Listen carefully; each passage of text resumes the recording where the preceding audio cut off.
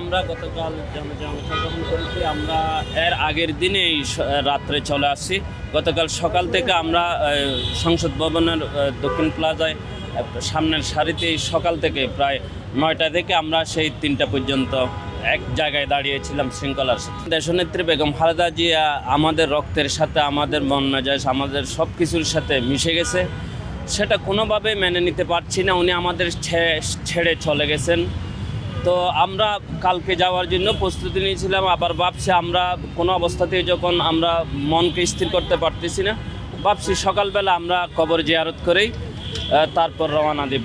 তো সেই জন্য সকালে এখানে আসলাম, ওনার যাতে কবর জিয়ারত করে চলে যেতে পারি।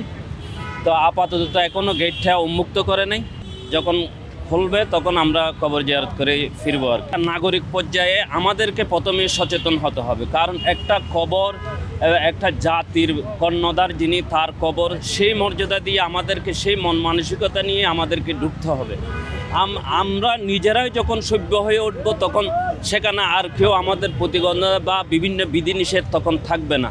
তারপরও আমি মনে করি বর্তমান সরকার, তত্ত্বাবধায়ক সরকার যেইভাবে আমাদের বেগম খালেদা জিয়ার জানাজাকে সুশৃঙ্খলা রক্ষার জন্য যে আপ্রাণ চেষ্টা করেছে, ওনারা যেভাবে সহযোগিতা করেছে, ঠিক অনুরূপভাবে এই কবর ব্যবস্থাপনায় ওনারা সেইভাবে একটা নিয়ন্ত্রণ করে, যাতে শৃঙ্খলা, সৌন্দর্য এবং একটা ভাবগম্ভীর পরিবেশ থাকবে, সেটা প্রত্যাশা করি।